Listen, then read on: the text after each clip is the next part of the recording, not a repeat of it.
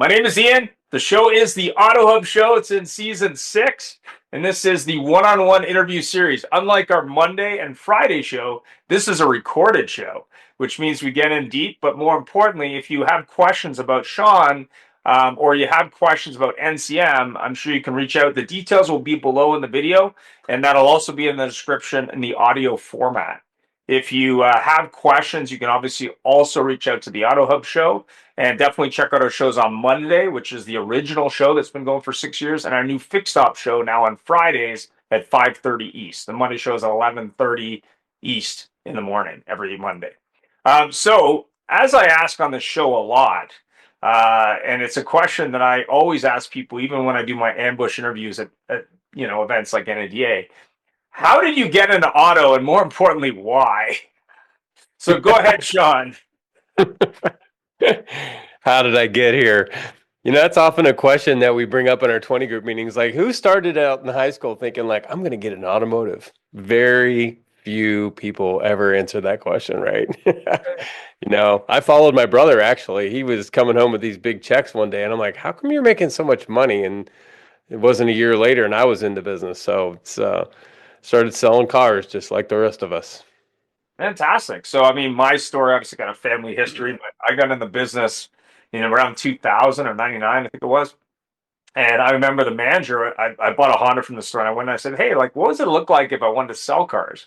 He's like, yeah, you don't want to do this. I'm like, okay, well, what do you mean? Like, what do you mean I don't want to do this? He goes, think about it, come back in a week. And I'm like, okay, that's a little odd, but whatever. Came back in a week. He's like, okay, now you need to learn every car. I'm like, what do you mean? I've been buying Hondas my whole life. I know a lot. He goes, no, you need to learn about every single car, and then we'll talk. And I'm like, oh, okay. Drove all these different cars. He's like, okay, then asking me these crazy questions. So Mm-hmm. it was interesting because I really wanted to do it, but more importantly, I had no idea the adventure I was going to get into. It was just, to me, it was a sales job. And I'm like, okay, I've sold other things. It's a car. I mean, how different can it be? And then I guess what my aunt said to me, she said, you're either a lifer in the car business or you're a temporary employee. Because she says you either get into it and you love it or you hate it. And there was a guy I Mm-hmm. worked with who I think ended up working as a postage worker because he just couldn't handle the ups and downs of it. The income initially was a little bit nuts. And I mean, that is, I think, something people buying cars don't realize is it's like some of these people make $0 because they sell zero cars. And they don't quite Mm-hmm. get that. They think they're just sort of hanging out and someone's paying you, which is kind of funny. But Yeah. as you look back at the auto industry and you say, okay, I got here because I had an interest, my brother was making money, it's all good. What has changed for you, but more importantly, what would you advise, say, a young person who says, hey, maybe a traditional job isn't for me? Well, I think that's what the appeal is anymore. I mean, my career path is I got in, sold retail, went to commercial sales, literally got out of the business for a couple of years, and then came back in 2000 as a internet sales manager, right at the beginning of when things were really starting to heat up when it came to digital auto trader. I was the first cars.com customer in Columbus, Ohio, and it just began to happen. And then the onset of BDCs began to emerge. So I became a industry expert in that. Landed on the front page of Digital Dealer magazine when I came to Germain in 2005. Spent 19 great years with that organization, and then last year just started to think like, well, what's next? Do I have another big move in me, and do I want to go out and affect the industry as a whole?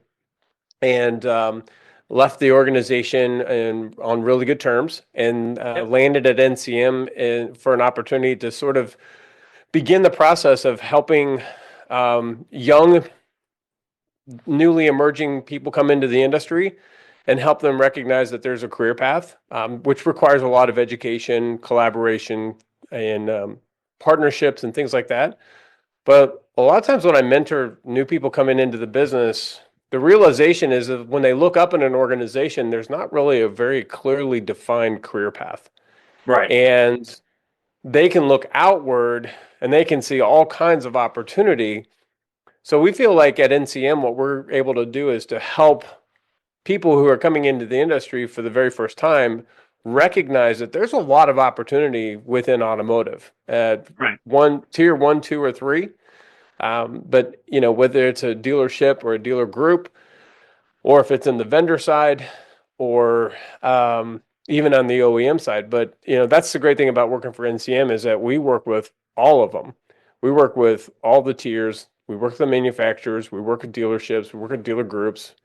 These 20 groups are an amazing composite of people that are just brilliant in what they do. And we've got some really brilliant moderators who've come from all kinds of automotive background that bring so much expertise. But the sharing of ideas is what's changing the industries because people realize there's more than one way to do this. And sometimes they have to find out for themselves, like, okay, what's a good way of doing this? So we've partnered with some of the best digital companies in automotive to help dealers and to help people. And so far, it's been a great journey, if you will.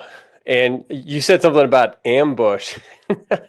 I feel like that's how I met you. I was in the New Orleans airport. I said, "Hey, aren't you Ian?"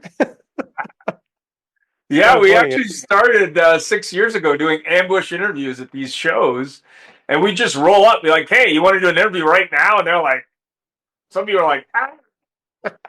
And so they're like, "Yeah, sure. What do we talk about?" I'm like, "I don't know. Let's just do it, right?" So we've been doing that at shows, and NADA was interesting this year because normally I'm there early, and this time I was 2 days late, so I didn't have enough time to do the interviews. Not only that I had booked, but the interviews that I normally do, which is basically when I have extra time, I walk around with my camera and gear and say, "Hey, let's do an interview." But it's funny that you bring that up because I was trying to do an interview, which I've been trying to do now for a couple years with Black Book.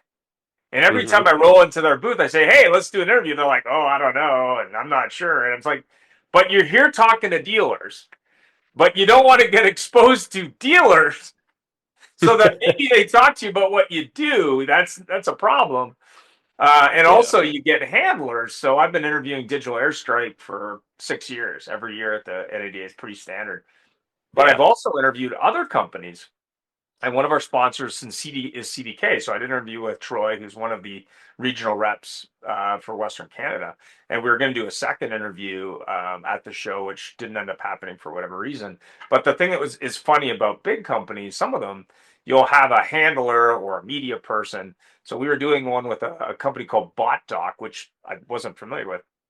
Um, and the person doing the media for the company was like, "Well, can we need to do this and do that?" And I said, "Well, I'm just here for the interview. Like, you want to sit on a chair, you want to sit at a table. It doesn't matter to me." But it was kind of funny because I guess when I first started doing the Auto Hub show, I didn't know what I know now. But now that I've done so many shows and so many different interviews, I've kind of become very good at it because I've done it so much. But I realized that a lot of these companies, they may be able to put a trade show booth together or a sales team, but doing an interview is a little nerve wracking for them.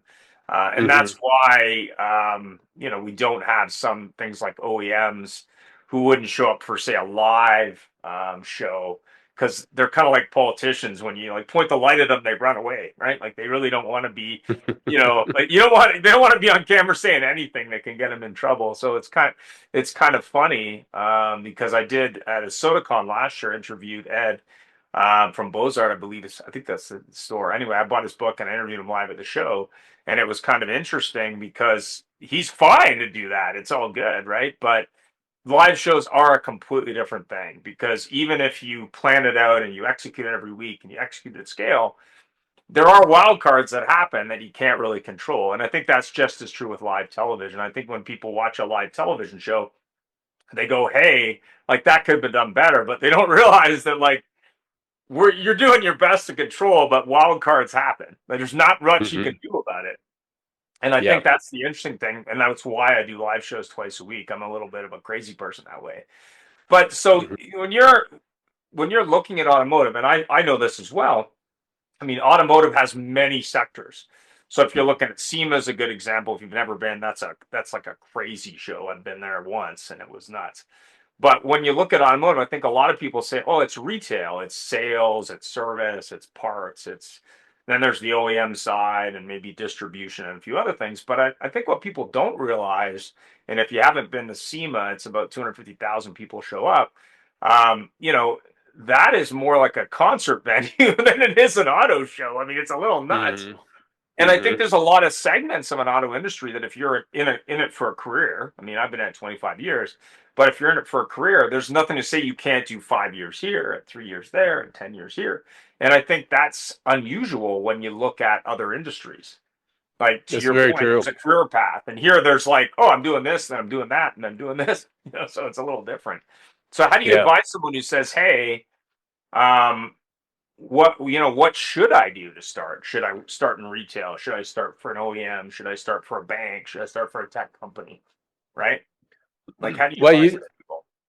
there is no real, true, clear, definitive path. And I remember um, talking to my old COO, John Melashenko, who hired me at Germain. And, his career path was he went to college and got a job with, I think AMC Motors is where he ended up starting and eventually landed at Toyota. And it's a small world. I was just talking to someone yesterday. They go, "Oh, I know John. I remember him when he was at Toyota." So it's interesting, right? And then he eventually becomes the general manager of one of the Lexus stores, and then he became the COO of the company. And so that's a really definitive career path. I think a lot of people think that, well, I've got to get into sales, and then I'm going to become the general manager one day, and that certainly is a path. Yeah, yeah. But there's so many other avenues, and we see people coming from all different kinds of backgrounds into automotive, and then they find their passion and someone needs to help them define a path. And when they do that, it tends to work, like because they really want to do something that they are passionate about. But look at all the emerging technology. When you think about the phenomena of social media and the Yep. impact it's had on automotive, video response to internet leads. That's something that didn't exist several years ago, and now it's pretty much protocol to do those sort of things. But I think once people get in, they realize it's a really small world. We all know each other somehow, some way. We're all connected to each other through relationships.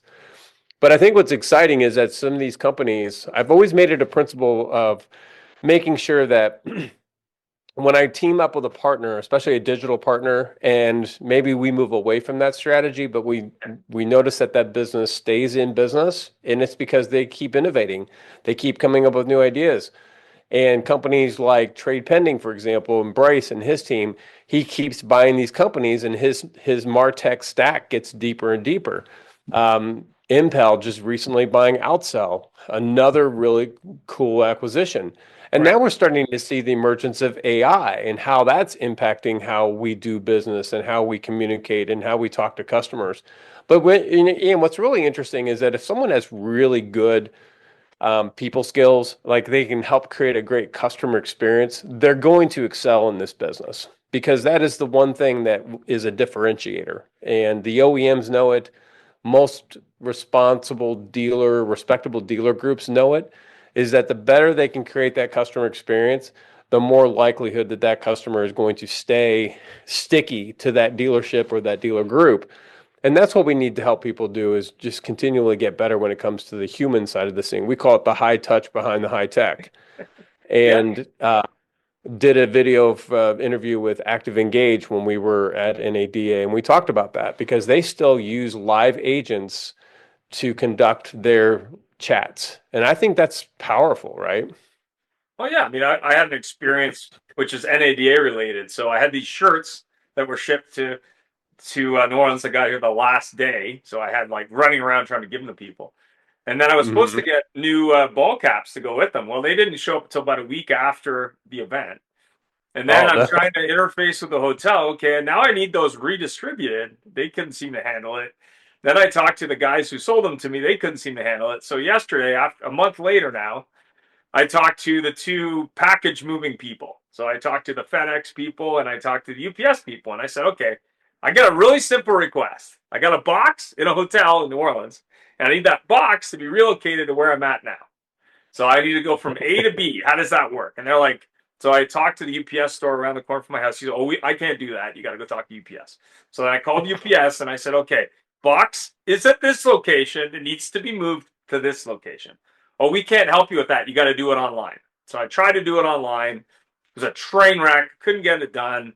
The thing kept breaking. I called them. They couldn't help me. Whatever. So then I went to the FedEx side. I said, "Okay, can you do this for me?" A box is in location A. It needs to move to box location B. How do I do that? So they had someone in the Philippines who tried to help me. That didn't work out. So I eventually created an account, got a person located in North America, and eventually got it done. But what was funny about it was almost 30 years ago now, I worked in freight and logistics. So I used to move freight around the world of all types, log homes, frozen intestines for Japan, dry freight, reefer freight, vegetables, you name it, we moved it. And I'm going, that's complicated. And it was no problem. I did it every day for a year, no problem.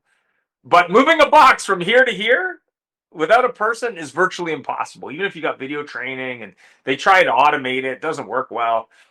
And it was funny because there's a lot of moving parts, but that person helping is the key to part of that success. And it's funny because one of the sponsor show vid calls and me, we got together to promote their product, and really that it's all about, yeah, I need help, click help. And that to Yeah. me is a game changer because you really need that personal experience when you need it. I mean, some people may buy a car like they buy a refrigerator at Costco, like whatever. They go and they buy it online and they ship it, whatever, that's fine. But even the simplest thing, and this is a pretty simple process. It's like I'm buying a sandwich on Uber Eats and I want it delivered. Okay, I'm moving the sandwich from the subway to my house. Like, click, done, right? But it wasn't that easy. It was kind of interesting. And obviously, I'm moving it from country to country, whatever. But at the end of the day, what the interesting thing was is it wasn't about pricing, it was about experience, to your point. If I want to buy my car with a digital retail process, I want to custom configure it like a Porsche to pick a random product. I want as a dealer to make sure that I'm having that right experience. I want to book a service appointment, and I worked for a company years ago that did that. I actually just had a service done on my car, and I actually had to convince the service writer to sell me wiper blades. Like I Oh was my there, I'm like, gosh. I need wiper blades. Do you sell those? Oh yeah. Well, what type? Well, I sell these two types. Okay, what's the better one? These ones? Oh, they're more expensive. Don't care. Put them on the car. He's like, well, what ones do you want? I'm like, a full set. He's like, well, some people just do the front. No, do all three. Do them today. Make it happen. Yeah. Stop You talking know, about why I shouldn't do it. Stop. it, Right? it's interesting that you bring that up because one thing that we've been teaching, and I do teach in either webinar format or in person and going to dealer groups, Yeah. but it's the spidey senses. And that is that, how can we teach our people to recognize when something's just not right, and I use the example of a cashier who's cashing out a customer in the service department, and you just get the feeling like the customer's not happy. They have questions. They're not sure why their bill's so much, but um, they're looking at them and they're going, something's not right. And how do we teach people to sort of say, hey, is there something wrong? And that goes a long way before that customer actually leaves the premises. And I think we've got to show people like, look, if you sense something's wrong, if you see something, say something kind of thing. And we mentioned AI earlier, and I think there's a lot of people who think that AI is going to take over the world, and I think one of the best hybrid experiences I actually have was when I was sitting at the airport trying to get to New Orleans. Literally, I'm at the gate and I'm not going to make my connection. So I went up to the counter and I asked the attendant there, and I was like, hey, I don't think I'm going to make my connection. She says, no problem. We'll get you to New Orleans. I said, no, you're not going to get me to New Orleans. I'm not sleeping in the airport tonight. So you know what she said? She says, okay, if you want to rebook your flight, she says, I can't do it here. I'm like, okay. She says, I'll tell you what to do. She says, log on to the Delta app and use the chat. And I was like, you're serious? She says, trust me. I just did this with my son. I said, you're serious? And she goes, yes. Ian, I want to tell you something. It was one of the best chat experiences I ever had because the chat bot knew that I wanted to change my flight. And there was this handoff says, okay, we've done as much as we can. I have to get a live agent on the phone. Yeah. Hold, please. Yeah. Unbelievable. And you know what? 8 minutes, 15 minutes later, my flight was rescheduled. My flight home when I met you at the gate, that was solidified, but I had to rebook on a different airline. But I'm like, that's the point. Is like it does still require human interaction. Oh yeah. And the Oh person yeah. who got on the phone was fantastic, you know? Well, but So, I'll give you an experience, and granted, mine was different than yours getting there. And I was also flying Delta, so it was the same airline, and it was interesting just because I put a poll up after I got back. I said, okay, what's the longest you've ever been in an airport? And I was thinking of the echo of that Robin Williams movie, I think it was, or somebody in the '80s, where you stuck in the airport. I'm trying to think the actor. Anyway, I watched the movie when I got home because I was curious, but the average number for all the people who voted was at least 1 day. I was in Atlanta for over 2 days. And the thing that was hmm, funny was it was like they were trying to get ahead of it. So when I left from Calgary and I flew the first flight to Atlanta, they were like, there could be weather the day before. It could be a weather event. So then when you get there, as soon as you land, they're like, oh, everything's canceled because of weather. So I'm like, okay, fine, everything's canceled. What's the plan? So I had to go. I walked from the gate to the customer service area, which is in Atlanta. It's in every. It's a huge airport, so in every terminal area they've got one of these. So you get there, and there's a person standing there with an iPad, but there's a sign with a QR code. He goes, "Oh, don't talk to me. Scan the QR code." I said, "Okay, scan the QR code," and then I'm in line, so there's like a virtual line, I guess, or whatever. And there's like a mm-hmm. row of people.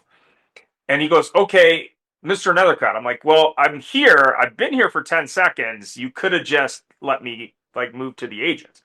So then I went down. I talked to the agent. They're like, oh, flights are canceled, and there might be a flight out tonight. I said, no problem. Book me on that flight. So then all these flights are canceled. I got to that flight, and that was canceled. So I had to walk back.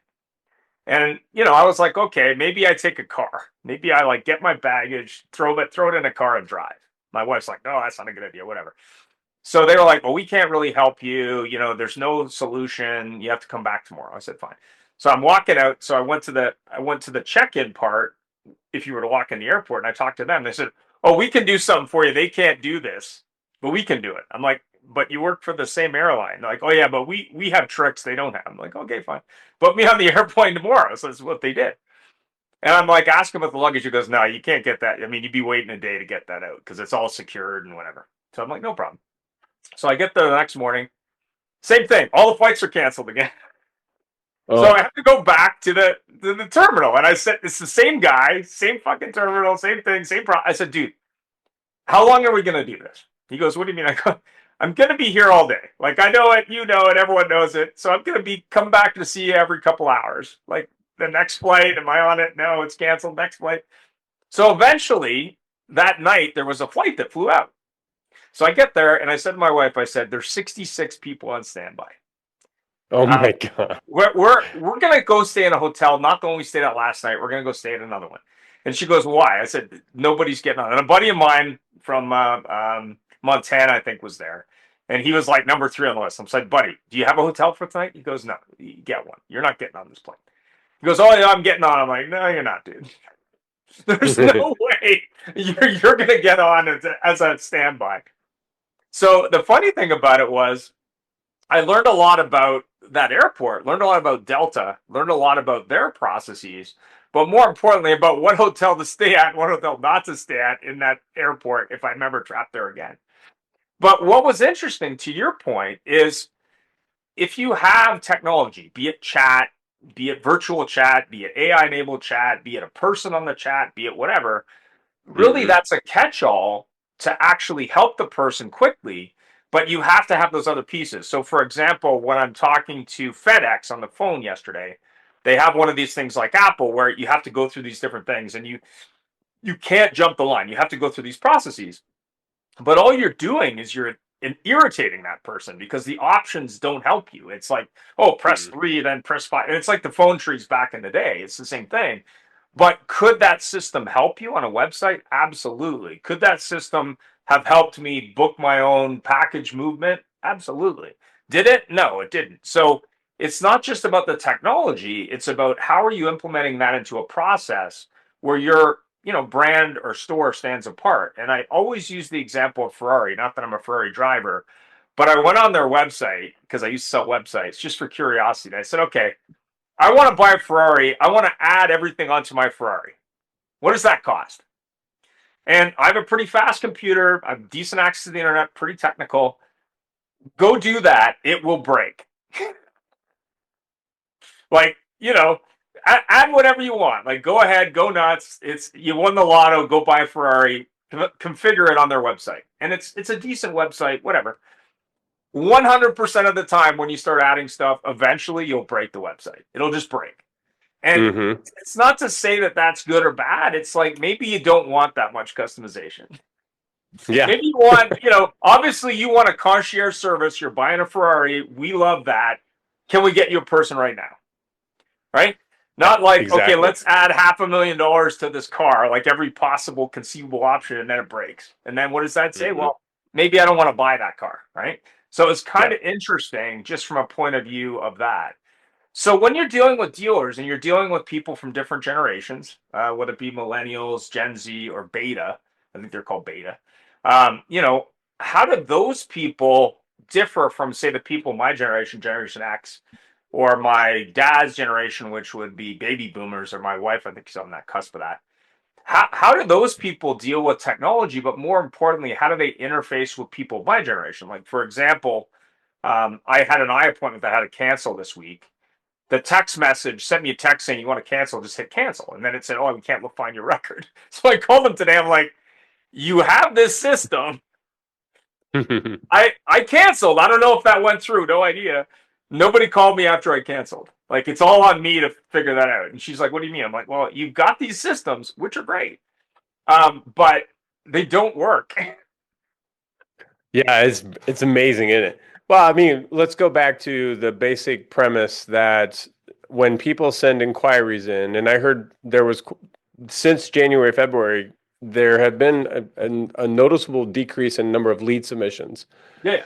And I think some people are just weary of what happens after you do submit a lead still. Yep. I think there's this problem we have in the industry where there is a not necessarily a generational gap, but maybe a mosaic gap of like how people like to communicate. Some people like to talk with their thumbs. Some people prefer face to face. But we can still answer the customer's questions, and as an industry as a whole, not to be super critical of us, but we still are challenged with not just what we say, but how we say it and the timeliness of how we respond to leads. We teach on a premise of 1 to 2 minute lead response times, Yeah. and to get them on the phone because they're in the moment. If you've ever observed this at an airport, is what happens when everyone's waiting to get on the plane. Typically, 99% of the people are just staring at their phones. And I bring this story up because it happened to me when I was in St. Louis catching a flight home. And I was sitting in one of those little rocking chairs and I was watching people come off the plane. And I noticed this young couple who's probably, is the same age as my kids are, early 20s. And I noticed that they had inauguration sweatshirts on. And I went up to them and I said, hey, were you guys at the inauguration? And you would not believe, they went on, they talked for 5 minutes and like, oh, it was a great experience and all this various stuff. But it was because I put my phone down and I wasn't looking at my phone, but I was engaging with people. Yeah. And people will talk to you if you're, not scary. But there wasn't a creep factor in that. But, whether you're a boomer or you're a beta, from boomer to beta, people do communicate, but they're, to your point, their styles of communication are vastly different. And I remember a story about my daughter. She was having a problem with her checking account. She was still in high school. She's like, can I just text someone? I'm like, no, sweetheart, you're going to actually have to go to the branch and talk to a human being. Oh my gosh. It's interesting because today she's a hairstylist and she talks all the time. So it is, that's what the great thing about the car business is that we have all this technology. We have all these wonderful cars and vehicles, and we have electric, and we have, the Ferraris and the Porsches of the world. But the human factor is still relevant in automotive. And that's what's exciting. But, someone's going to have to teach everybody the ropes. And that's what we're excited about it at NCM is with our digital solutions team is helping dealers not only traverse the digital landscape, but doing it with their teams in place and creating accountability and collaboration and cooperation. And quite honestly, we teach a lot of partnership development too. There's some really good companies out there that we partner with that make this journey much, much easier because there's someone, a human, on the other side of this that is responsible for account management, that's responsible for creating success or creating support situations. It still takes people to do all this, and that's what's exciting about our business today is we haven't gotten rid of that. So someone's looking at MCM. I mean, I know you guys do 20 groups. You help dealers with different problems. You probably do consulting and training. Like, why does someone come to MCM? What kind of solutions do you offer, and how would someone find out more? Like, I know the company, I know the reputation, I've seen the emails. I just don't know much about what you guys do other than that you're out there doing a bunch of stuff. So, what services do you offer? How would someone get information? How would they get started? Those kind of things. Yeah, I mean, ncmassociates.com is the website. And once you get there, you can Details see below. that yeah, there's 20 groups, that is what they're probably best known for. And they've been doing it for a long time. And some of these 20 groups that I've experienced just had their 150th meeting. I'm going to a meeting next month in Dallas for Ford dealers, and that's like the original 20 group for all of NCM.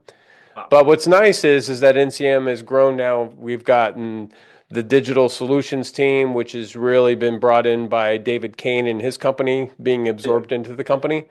And then the Spader organization, which does things like power sports, Harley Davidson, RV, boat, marine, and that's another section of business where similar processes, similar requirements, and those are now part of the NCM world too. So whether it's training and development, there's a GMEP program that is fantastic that gets a general manager certified, takes them through everything, and it's continuously evolving as well. But it's becoming an amazing educational platform for the industry for people to say, look, one of the needs that we've recognized lately has been the need for vehicle acquisition groups.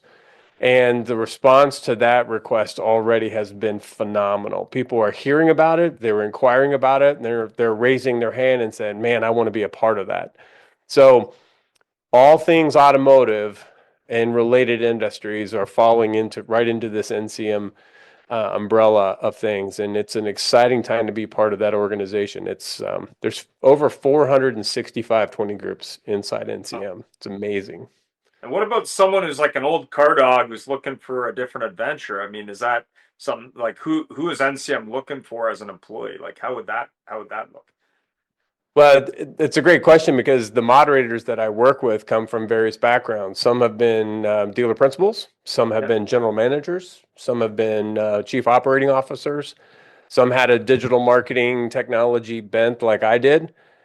Some own training companies. So if you've had any level of expertise and experience in the automotive industry and you can help other, and you're willing to help other dealers, it's a really good place to hang your hat and come and join and learn and stretch and grow and develop because there's a whole world out there that is in need of trying to figure this thing out without trying to make a bunch of mistakes. Right. And it's a very fast-paced environment right now too. Yeah, I mean, you look at things like tariffs, not to call anyone out on that, or you look at EVs. I'm doing an EV drag out debate show next week, so that should be interesting based on the all the change in that part of the industry. But also when you look at just sort of the, I guess, evolution of the larger and larger dealer group. I think it was Ashbury. There was a big purchase last week, I think, or this week. There's a lot of change, not only North America wide, but globally. And actually, I had Mhm. a meeting, I think it was this week, with Dealer On talking about Mexico, Brazil, Canada, and the U.S. and talking about their dealers and what that looks like. But also when Hmm. you see people out there like Amazon changing things and obviously Carvana coming back. I mean, what do you say to dealers who say, hey, maybe it's the used car side is where I should be versus the new car side? Because we know OEMs are shaking in their boots a little bit lately. What do you Yeah, think well, of you that? mentioned Amazon Autos. That's Yeah. that's a company that we've been working with very closely, and got some really good friends over there. Digital retailing is another one of those things where the exit ramps exist within the process. We have an expression that says for every pound of technology you put in the dealership, you got to put about 10 pounds of process. And that's the part that we know best, is we know what process or processes that work best to help dealers sort of avoid the minefield. That's the expression is how do you go through a minefield? You follow somebody else. Yeah. And that's what we do a good job of, is leading dealers through the minefield so that they don't have to step on them and blow up and start all over again. It's not a video game. It's real life, right? Yep. And things have changed in the last couple of years, and we went from 2022 making more money than we've ever made in our life to all of a sudden it's back to normal and we're paying $80,000 a month floor plan interest. Like, the efficiency is the top of the game right now, and you got to get your people better, or you got to get better people. Oh yeah, I mean, I talked to a friend of mine. She was a trainer for a private sale company, did a lot of subprime. She's now in Virginia working with a dealer, and I think what shocked her was kind of funny is she was expecting the problems to be different.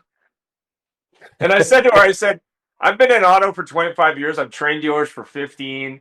The first mistake I made when I first started training dealers was thinking I could fix everything. I said, pick your problem, solve that, pick the next problem, solve that, and stop Yeah. thinking you're going to change the world overnight. You're not Moses, you're not a magician, you're not Harry Potter.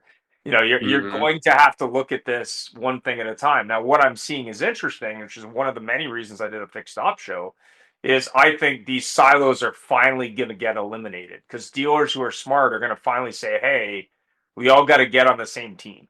There's no longer the parts side, the fix up side, the sales side, and the body shop. It's all one company. Yeah. How do we create synergy? But more importantly, as cars continue to become more and more expensive, we're Hmm. going to need to lean on the service side to maintain that customer relationship because the Yeah. ownership term is going to extend. There's no question in my mind. So that's kind Well, of what I think anyway. yeah. And I will leave this with you as well. I think that brings light to the fact that dealers have got to figure out their first party data problems right now. Getting a hold of the first party data, what's in your DMS, what's in your CRM. One of the things that we're pretty proud of is we were one of the emerging dealers that created a CDP, and we Yep. partnered with Outsell to get that done. But we Yep. took control of that first party data because we were dealing with very dirty data. We couldn't communicate well. Every time we tried to talk to a customer, we were trying to sell them something, and all we were trying to do is create a relationship and a communication. But data, first party data in particular, at the dealership level or dealer group level is so important. You can call your local pizza shop and they know what you ordered and when you ordered it last, and they call you by your first name and they ask, do you want to come pick it up or do you want it delivered? And it's easy. And we sell $100,000 cars and we don't know who our top 10 customers are for in our store. It's really crazy, right?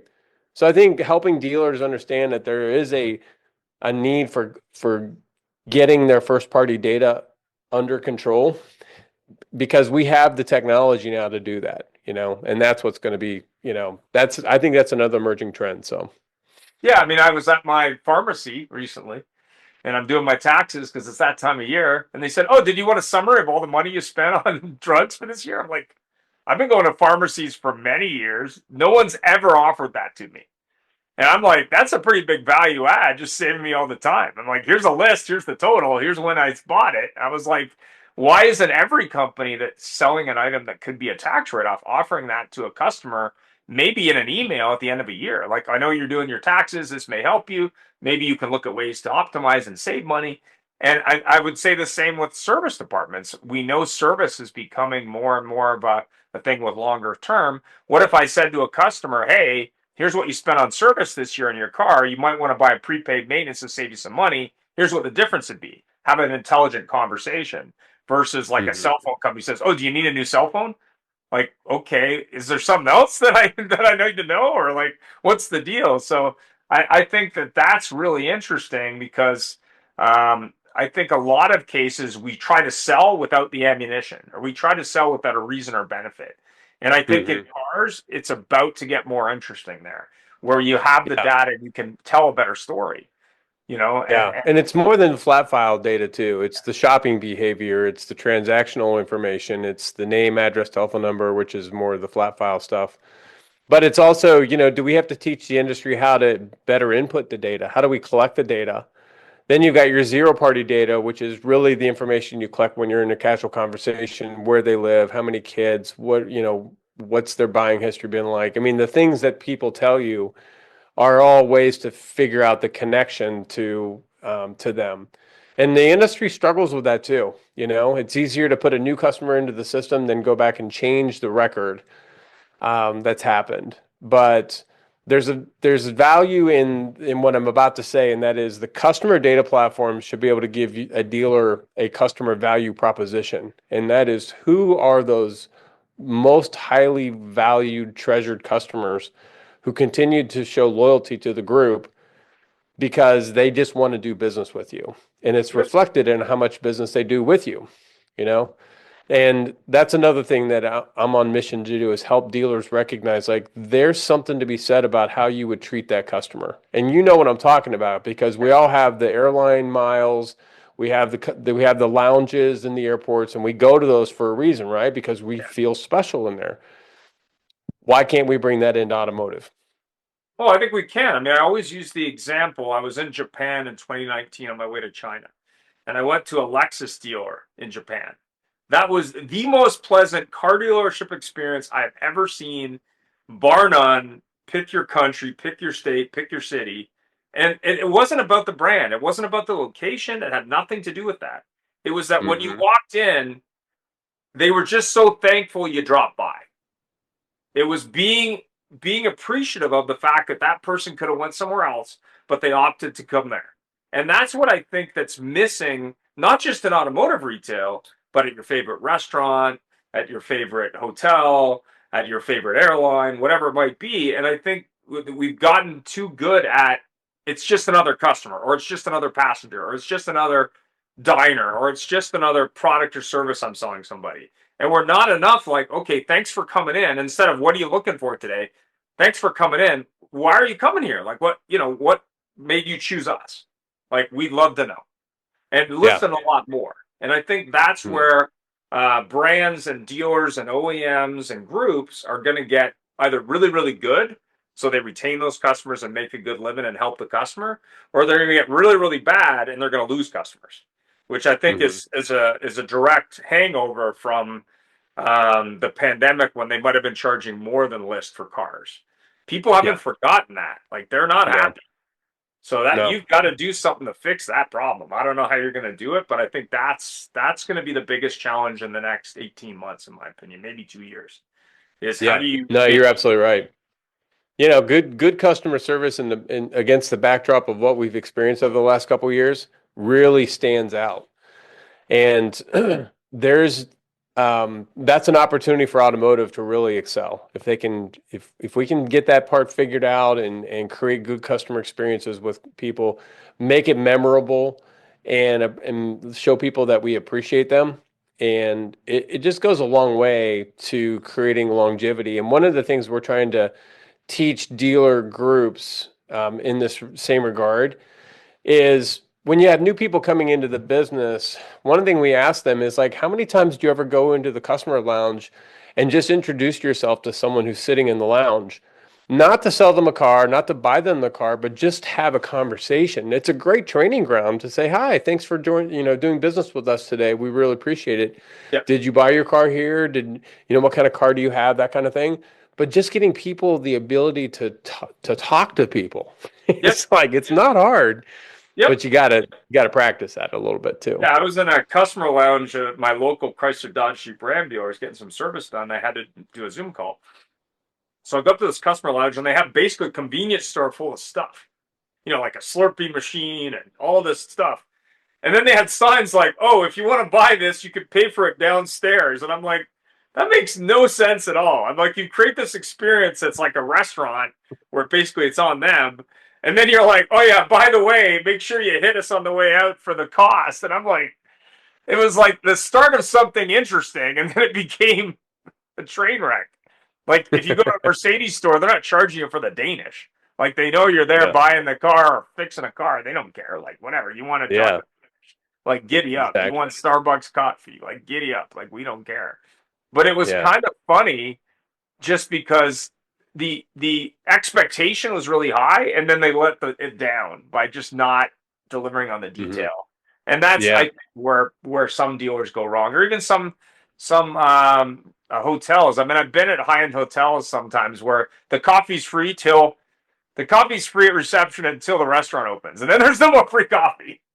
Oh my It's like, gosh. what does it really cost them to have free coffee 24/7? Like, just give them free coffee. Like, whatever, Yeah. it's fine. Yeah. It's not You know?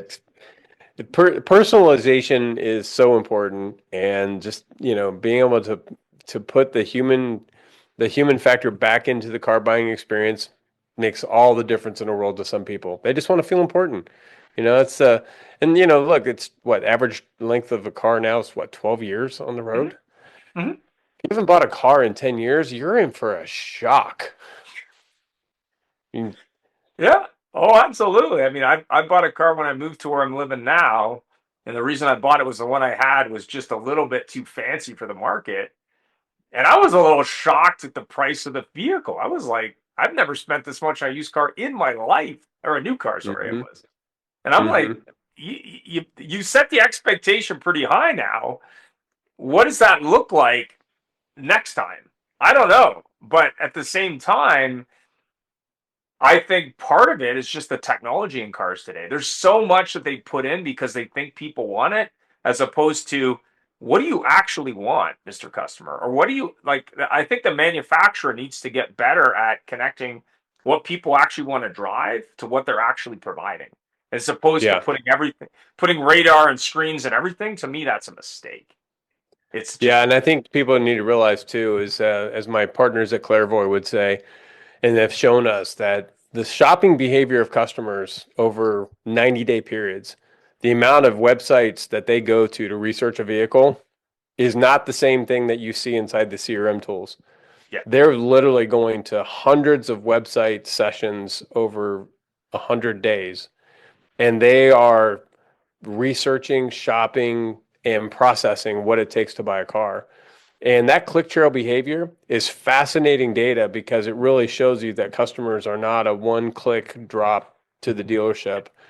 The first click is rarely the last click. And that's another thing we're having to educate dealers on, is like, look, you cannot do an ROI report in your CRM tool anymore because it's not accurate, yeah. because customers they're doing all kinds of things to research their vehicle. Yeah, I mean, we're working with a company called Let's Chat that does real-time language translation for websites and also for vid calls as we do that integration. And I think it's interesting is not only how many languages are spoken in a certain urban market or even, rural market, but what's the journey of that Spanish customer, that French customer, or that Chinese customer versus an English customer? What does that look like?